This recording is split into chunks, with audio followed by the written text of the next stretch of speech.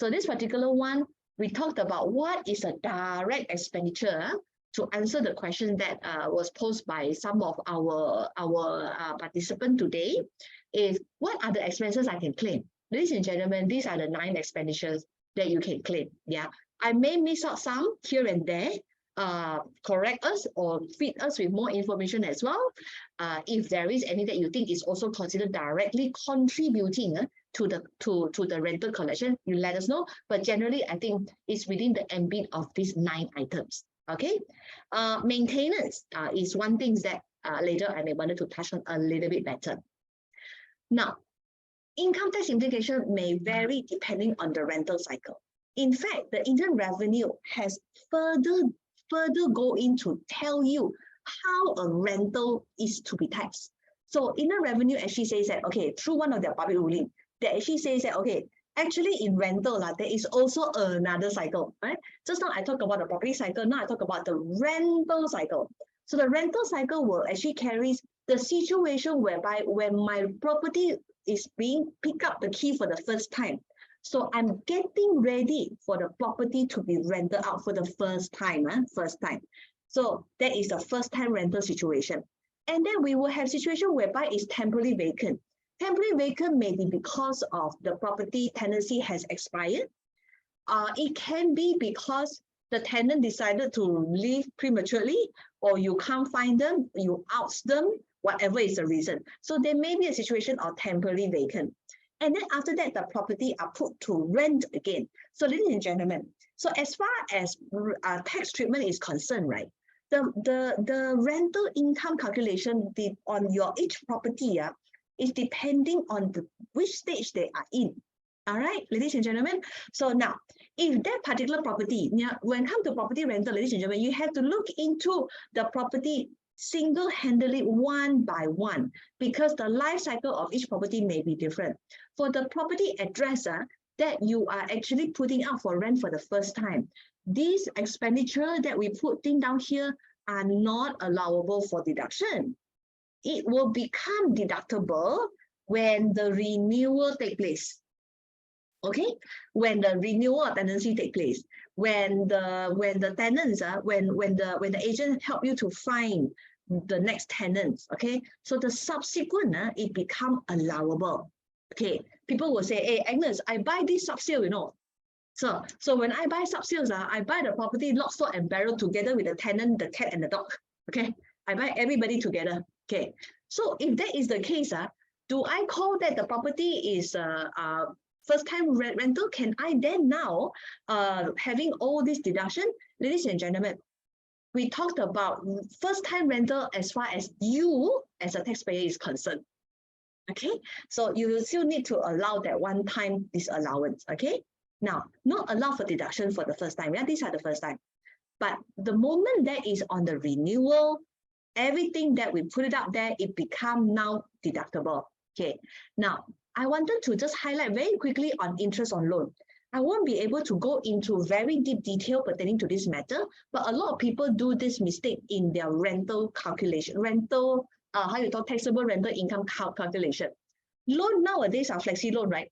So I got, and then people like to go refinance a property to unleash the wealth from my property. So I don't want to sell my property, I unleash the money out because the valuation has gone up.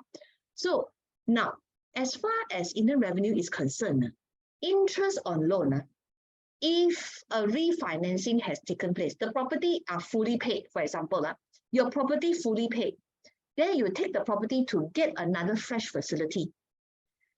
The Indian revenue no longer allow the interest on that particular loan to be affixed to that particular property for that particular rental income already. Okay, now how would they know? Very simple. Look at your letter offer. What is written in your letter offer? A lot of the time when the letter offer for the first time house buyers, right, it will always say for the purchase, for the financing of that property. But the moment you do a refinancing, right, it talk about working capital already. It talk about something else already. So that immediately distinguish that the interest is no longer contributing to the repayment of the financing of the property. Okay, now flexi loan as well. Flexi loan is like, okay, I go for facility 500,000. I got a fresh funds of 500,000. I go and pay it off. Okay, when I need the money, I go and withdraw it back. All right. So the moment the pay down happened, right, rightfully you have paid off already. So the withdrawal of that particular fund no longer for the purpose of this particular property already also. So in fact, the inner revenue has a public ruling relating to interest on loan on what they actually have in mind on how you should actually do the calculation. Okay, now let me see. I think I have a slide pertaining to that a bit later. Yeah, okay, yeah. So I will actually talk about that a bit later. Now, another one that I have circled here is actually on repair maintenance. Ladies and gentlemen, okay, as a tax agent, we see all kinds of expenditure coming from our clients. There is one time many years ago, I think more than 10 years ago, we have our interns. So the interns don't have much to do, so I decided to ask the intern to do one case study. So I said, okay, you help me to take a look at this particular client because it look very peculiar, very, very peculiar. Can you list out for me the repair maintenance of this particular client's assets? So my staff list, and then I said, can you also put down the source document? Yeah, you know, this is what bill or whatever. You see, as a tax agent or as anyone now, if you look at expenditure in a year basis, right, we will not know the genuinity of the expenses.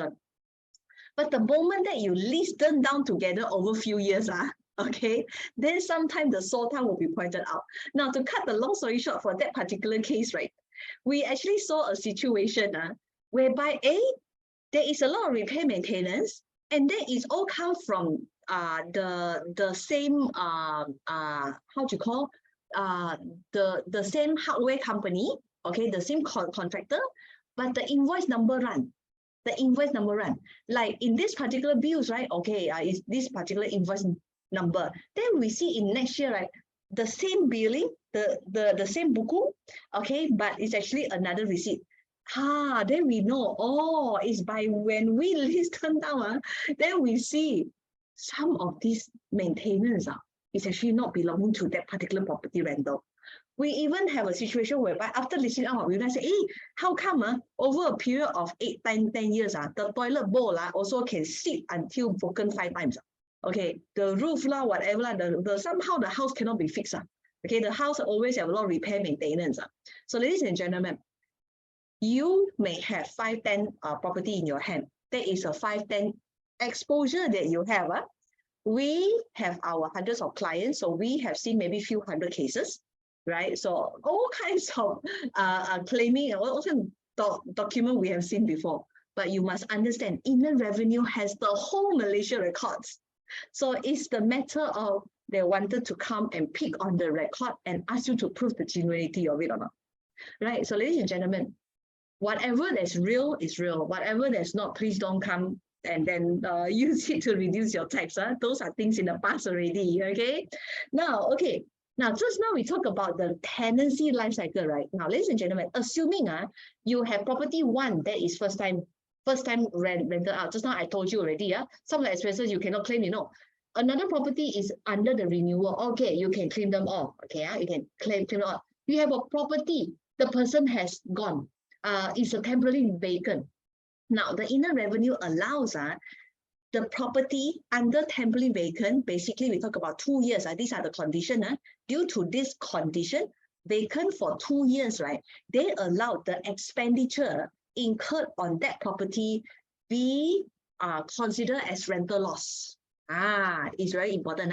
It's considered as a rental loss for you, okay? Why the rental loss is very important, ladies and gentlemen?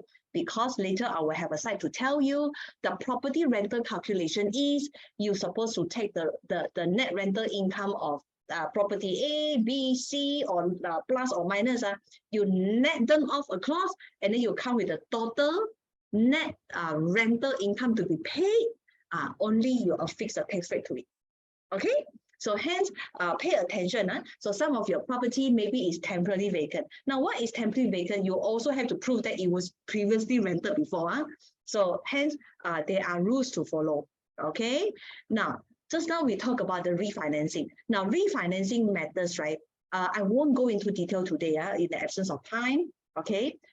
Basically, the public ruling is this particular one. Refer to this example 16, go and refer to it. Public ruling 2/20/11, and the Inland Revenue has addressed on what do they actually have in mind on how you're supposed to do on the situation of refinancing. In the nutshell, they talked about you need to do a apportionment, apportionment of your interest, or there may be a situation of it's totally disallowed. Okay, take note of that. Okay, now the magical REIT, the REIT.